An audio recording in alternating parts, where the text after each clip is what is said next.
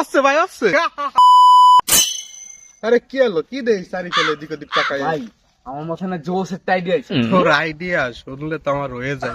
তুই কি আইডিয়া করছিস কবে একটু শুনি। সামনে 31st বুঝছিস, আমার মাথায় একটা কঠিন আইডিয়া আছে ভাই। চল ভাই এই এই এই বাগানটা বুঝছস, আমরা চুরি করে মাইরা দিই, যে টাকা পয়সা উঠবো মিয়া পোলা পান্ডে 31st ট্রিট দিয়ে দিলাম, বুঝছ না? একটা বড় ব্যাপার সেপার আছে না। বাগান চুরি করবি তুই?